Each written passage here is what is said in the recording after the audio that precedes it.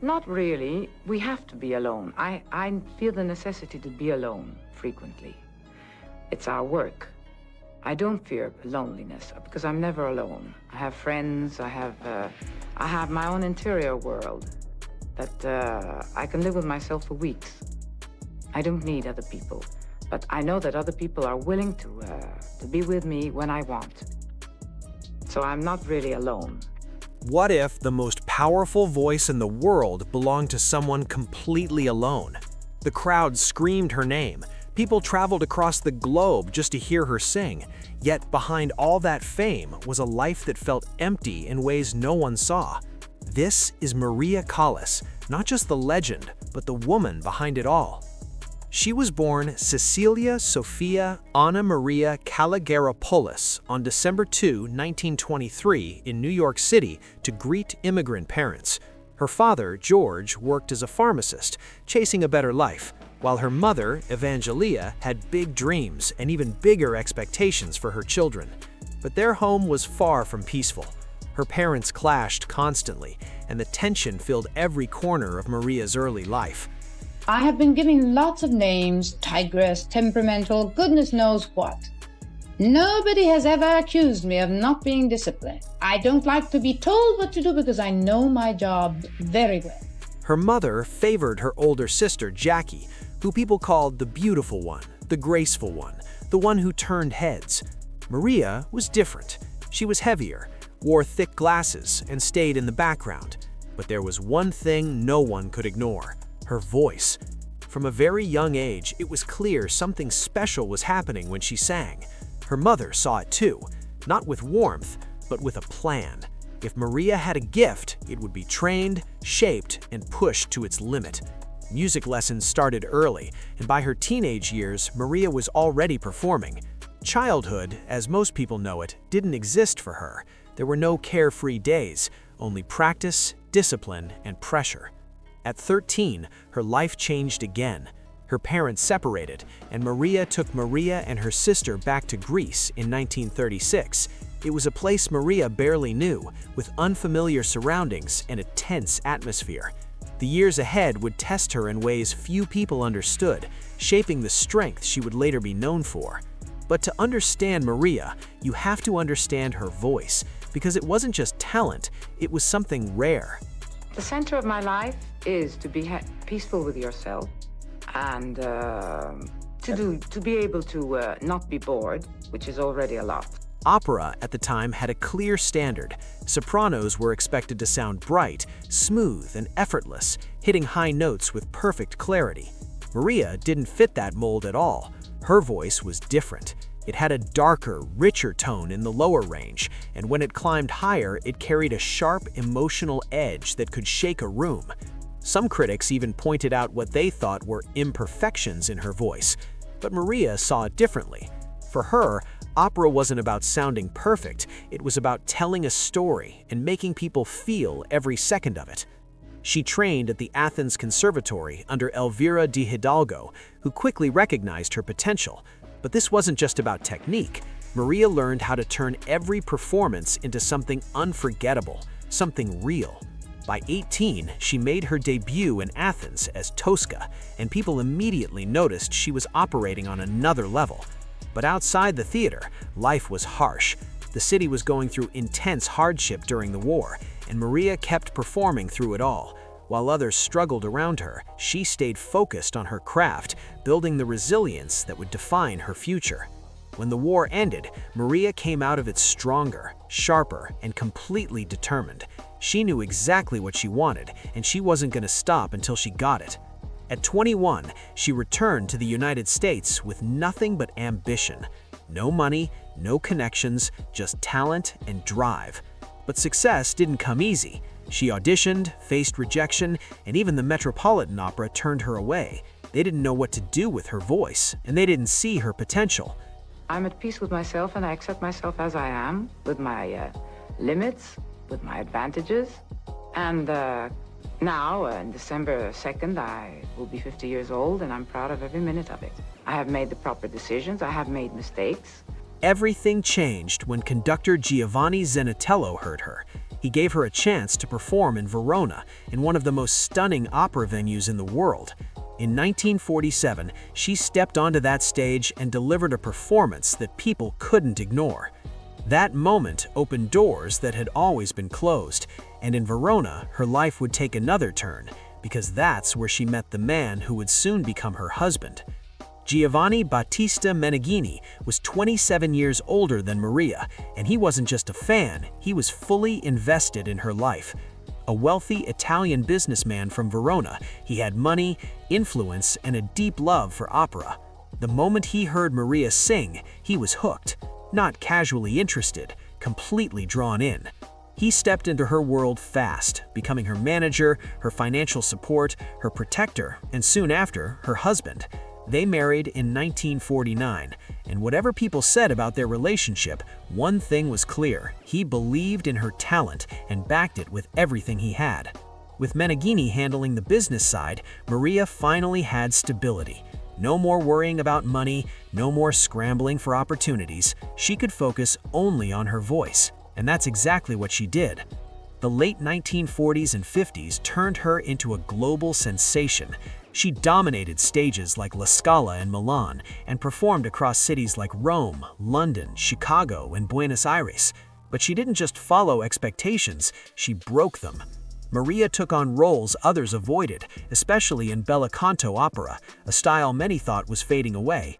Most singers didn't have the skill to pull it off, but Maria brought it back to life almost single-handedly. There's a famous story in Rome in 1949 that still gets talked about. She was booked for 2 different performances on the same night in 2 different roles at 2 different venues. It sounded impossible, but she did it anyway. That kind of drive set her apart from everyone else. Then came a transformation that had everyone talking. Maria lost a significant amount of weight, and suddenly the conversation around her changed overnight. She wasn't just known for her voice anymore, she became a striking public figure. People speculated endlessly about how she did it, but no one ever got a clear answer. What mattered was the result. She now carried a powerful stage presence that matched her voice, and the spotlight on her grew even brighter. I've held a poker face when things go sour, which is something that everybody should. You have held a poker face? Yes. When has Maria Callas held a poker face? Oh, many a times. I consider myself a very, very lucky person because from nothing, with no favors asked, I have become what the public has made me become. So that is extremely rare. With that attention came pressure. The media watched everything. Her appearance, her behavior, her relationships, nothing was off limits. She was no longer just an artist, she became a constant headline. And she didn't always play it safe. She had a strong personality, canceled performances, pushed back against decisions, and stood her ground when she felt disrespected. This made her an easy target for criticism, especially in an industry where strong women were often judged harshly. Stories about her clashes and rivalries spread fast, especially comparisons with soprano Renata Tebaldi. The media turned it into a competition, feeding the narrative every chance they got. But behind all that noise, there was a different reality. Many of her decisions came from protecting herself, her health, and her standards. That part rarely made headlines. Then everything changed in 1957, and it didn't happen on a stage, it happened on a yacht. His name was Aristotle Onassis, one of the richest men in the world, a powerful shipping magnate with influence, confidence, and a lifestyle that attracted global attention. He had built his empire from nothing and lived like he owned everything. He was already married, with a family, but that didn't stop him from living exactly how he wanted. When Maria entered his world, it was on the Christina O, his luxury yacht known for hosting some of the most powerful and famous people alive. She arrived with her husband, but the atmosphere quickly shifted. Onassis focused on her with full attention, and for Maria, who had spent years feeling overlooked in certain ways, that kind of attention hit differently. At first, it was subtle. Then, it became impossible to ignore. By 1959, her marriage to Meneghini was over. He was deeply hurt after years of supporting her career and standing by her side. Maria and Onassis quickly became one of the most talked-about couples in the world. Cameras followed them everywhere. Their lives turned into headlines, their relationship constantly on display. It looked glamorous from the outside, but beneath it, things were more complicated. Maria wasn't chasing fame anymore. She wanted something real. She wanted to be loved for who she was, not just for her voice or her image. Onassis gave her attention, but not always the kind she truly needed. At the same time, Maria's voice began to show signs of strain, and stepping away from the stage started to feel the right move, even if it came at a cost. Her career started to slow down, and it wasn't by choice. She began canceling performances, appearing less often, and something felt off. The voice that had built her entire identity was no longer steady, and that shook her deeply. In 1960, she became pregnant, but the child, a son, was lost. It was a private heartbreak she rarely spoke about, but it stayed with her forever. While she carried that pain quietly, Onassis handled things differently. He didn't dwell for long. His life kept moving, fast and forward, and soon everything would change in a way no one expected. Then came 1968, and a moment that stunned the world. Aristotle Onassis married Jacqueline Kennedy, one of the most recognized women on the planet. The news was everywhere. And Maria? She found out the same way everyone else did, through headlines. No warning, no conversation, nothing behind the scenes. After years of being close to him, she was suddenly pushed aside in the most public way possible, and not just replaced, but replaced by someone whose global fame was impossible to ignore. The media jumped on it instantly. Photos, comparisons, dramatic stories, it was non-stop. They turned it into a spectacle, building a narrative that followed Maria everywhere. But she didn't break in public. She stayed composed, gave calm interviews, and kept her dignity in place even when the situation clearly hurt. She said he was free to live his life and wished them well. On the surface, she moved forward, but inside, something shifted. People close to her noticed it. The energy she once had, that constant drive, started to fade in a way that was hard to ignore. And at the same time, her greatest strength was slipping away. Her voice had been under pressure for years. The demanding roles, the physical changes, and performing less often all took a toll. By the late 1960s, the consistency that once defined her performances wasn't there anymore. She could still deliver powerful moments, flashes of brilliance that reminded everyone who she was, but it wasn't the same. And for someone whose entire identity was built on that certainty, the impact was massive. She tried to return to the stage in the early 1970s with tenor Giuseppe Di Stefano. The tour drew huge crowds across Europe, Japan, and North America. People showed up hoping to witness her magic again. Critics had mixed reactions, especially comparisons to her earlier years. But audiences didn't care. They stood, they cheered, they filled the halls just to be near her presence. Even then, she had something people couldn't explain. After the tour, she returned to Paris, and her world became much quieter. She lived in a large, elegant apartment in a calm, upscale neighborhood. It was filled with art, memories, and pieces of a life that once moved at full speed. But now, it was mostly still. She wasn't completely alone. She had a small group of people around her, including longtime staff and a few close connections. But the excitement, the constant movement, the spotlight, all of that had faded.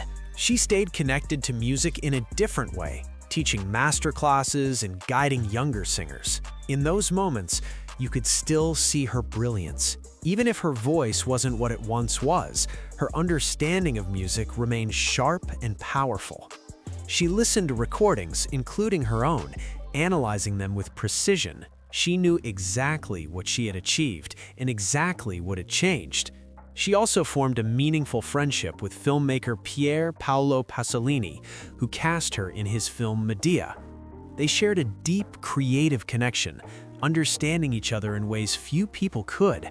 His passing in 1975 hit her hard. Around the same time, Onassis also passed away.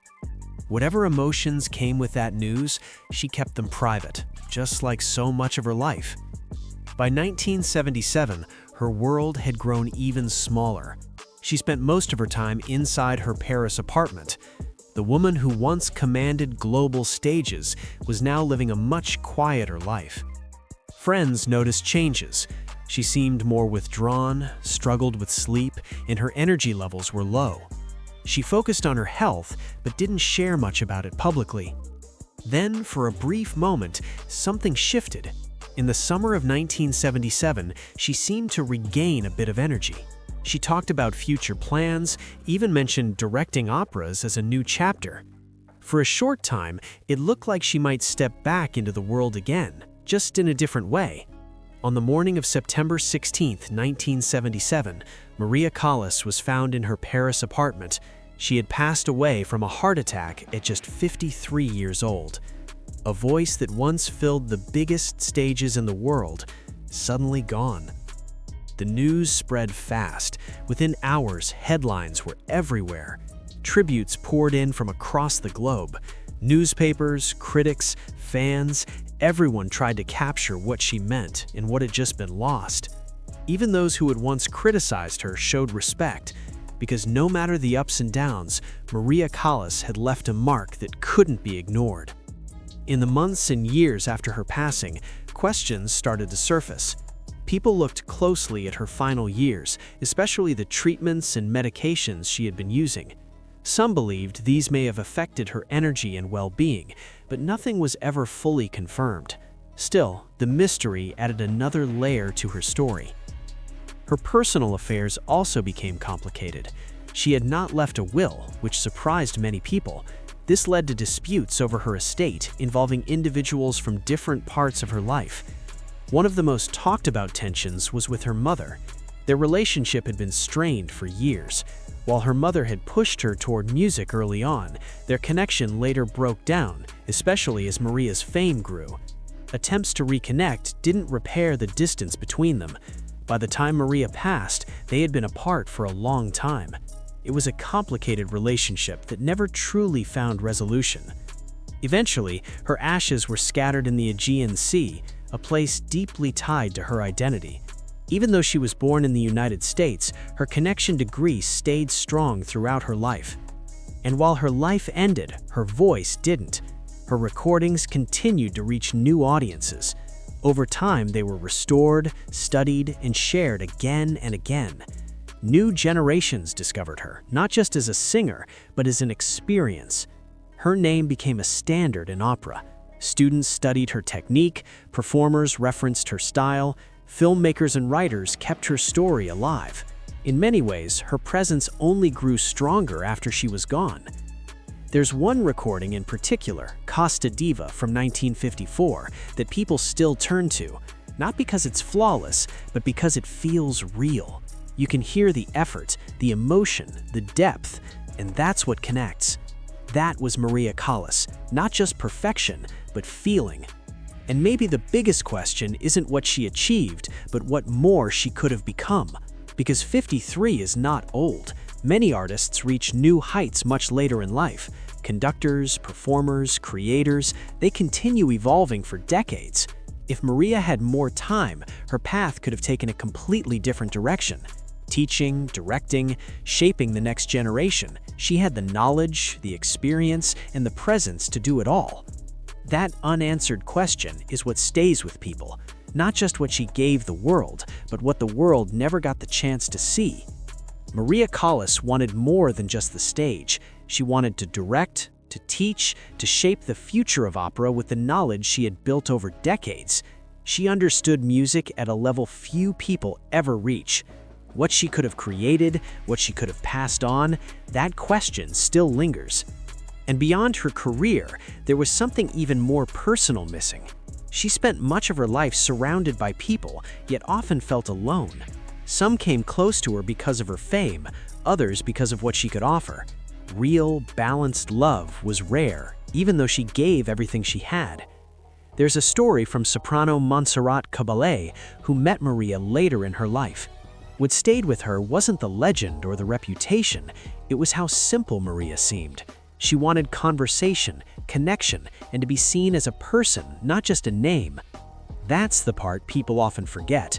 Behind the fame, the headlines, and the unforgettable voice, there was a woman who started as the overlooked child and built herself into one of the greatest performers in history. A woman who gave everything to her craft and carried more than she ever showed. She spent her final years in a beautiful Paris apartment, but much of that time was quiet. At just 53 years old, her story came to an end far too soon. Today, her image still lives inside opera houses like La Scala.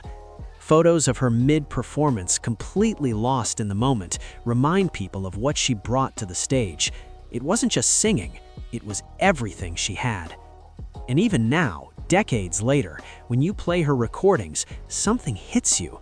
It's not just the sound, it's the feeling behind it, the kind that stays with you long after it ends.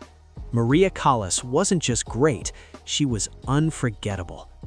If you enjoyed this video, make sure to like and subscribe so you don't miss more powerful stories like this.